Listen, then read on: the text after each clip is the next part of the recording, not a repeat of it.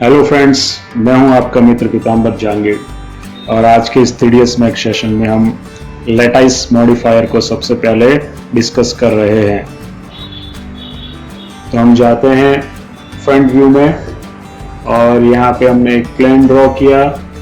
ऐसा कुछ प्लेन है हमारे पास और हम आ जाते हैं पर्सपेक्टिव के अंदर और F4 प्रेस किया तो हमें ये सेगमेंट दिखाई दे रहे हैं।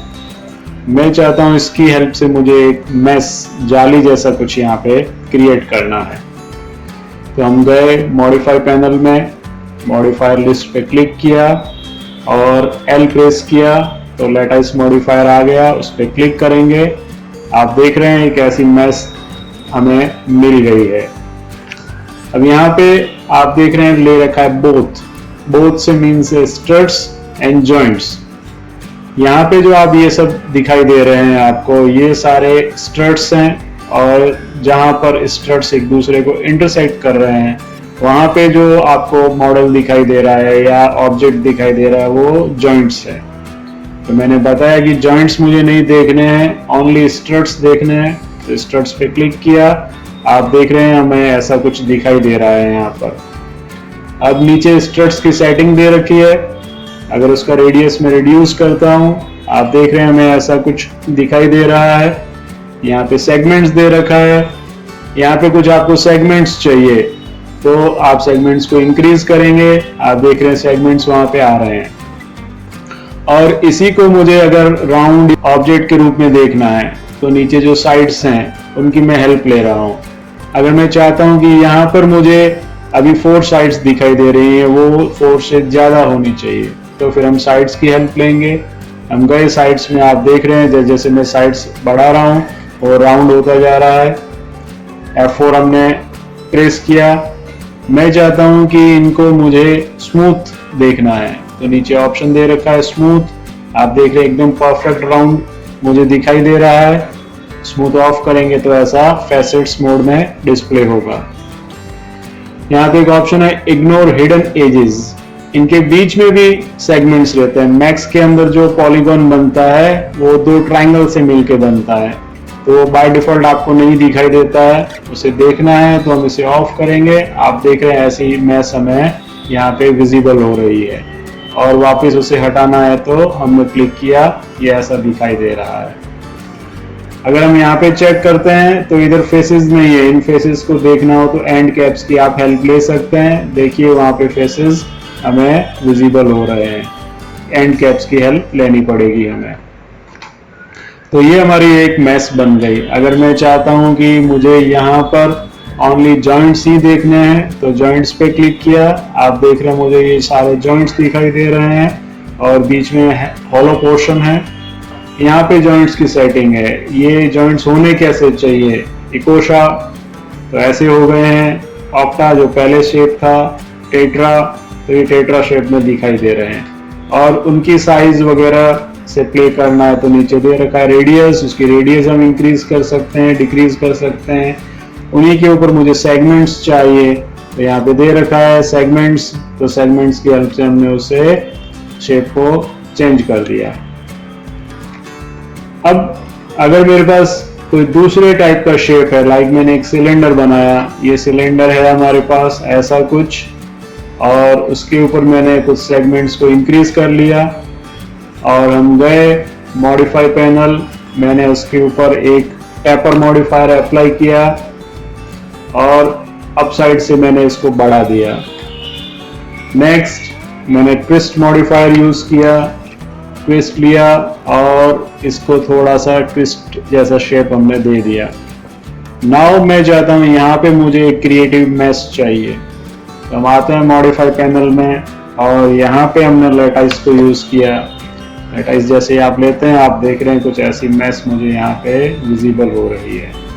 और जब आप ऑब्जेक्ट पे जाके सेगमेंट्स को कम ज्यादा करेंगे तो ये ऑटो अपडेट भी हो जाती है। जैसा भी आपको चाहिए अचीव कर सकते हैं हम शेप। तो ये शेप हमें दिखाई दे रहा है। अगर यही चीज मुझे सेलेक्टेड फेसेस पे चाहिए, लेटाइस को हमने निकाल दिया यहाँ से, राइट क्लिक डिलीट और इसे हमने पॉली में कन्वर्ट कर लिया। Right click convert to convert to editable poly. और मैंने कुछ फेसेस सेलेक्ट किए, जैसे ये फेस, इस तरीके से मैं कुछ फेसेस सेलेक्ट कर लेता हूँ और इन्हीं फेसेस के ऊपर मुझे ये डिजाइन लेके आनी है। तो हम जाते हैं मॉडिफायर लिस्ट, लेटेस्ट लिया हमने एल प्रेस करके। अभी ये सभी जगह अप्लाई हो जाता है बिकॉज इसकी डिफॉल्ट सेटिंग जो है वो है अप्लाई टू एंटायर ऑब्जेक्ट। तो उसे आप ऑफ करेंगे, आप देख रहे हैं जो सेलेक्टेड फेसेस थे उन्हीं के ऊपर हमें वो अभी विजिबल हो रहा है। नेक्स्ट हम डिस्कस कर रहे हैं डिस्प्लेस मॉडिफायर को। इन सबको हमने डिलीट कर दिया। हमारे क्रिएट पैनल में प्लेन, और मैंने एक प्लेन यहाँ पे बनाया और इसके ऊपर मैं सेगमेंट को इंक्रीज कर रहा हूँ। तो लाइक मैंने 200 सेगमेंट्स ले लिए और अब हम चाहते हैं कि इसके ऊपर मुझे कोई डिजाइन बनानी है। तो हम जाते हैं modify panel, modifier list, D press करते रहेंगे जब तक कि आपको डिस्प्लेस नहीं मिलता है। डिस्प्लेस पे क्लिक किया, यहाँ पर एक ऑप्शन दे रखा है इमेज बिटमैप, नन पे क्लिक करेंगे। जैसे मुझे यहाँ पर कुछ इमेजेस दे रखी हैं, ध्यान रखेंगे कि आपकी इमेजेस जो है वो ब्लैक एंड व्हाइट शेड में होनी चाहिए। हम चाहते हैं कि ये इस प्लेन के ऊपर मुझे मॉडल करना है। हमने ले लिया इसे, फ्लावर 3 ओपन, एंड नाउ यहाँ पे आएंगे, आपको एक ऑप्शन दे रखा है स्ट्रेंथ, उसे इंक्रीज करेंगे। आप देख रहे हैं मेरा मॉडल जो है उसके ऊपर बन गया है। बट अगर मैं यहाँ पे देखता हूँ तो मुझे नॉइज जैसा दिखाई दे रहा है और ये अच्छा नहीं दिखाई दे रहा है। तो यहाँ पे एक ऑप्शन है ब्लर, उसकी हेल्प लेंगे और जैसे उस अमाउंट को हमने थोड़ा सा सेट किया, नाउ मुझे बहुत अच्छे से मेरा मॉडल दिखाई दे रहा है। एक और एग्जांपल देखेंगे।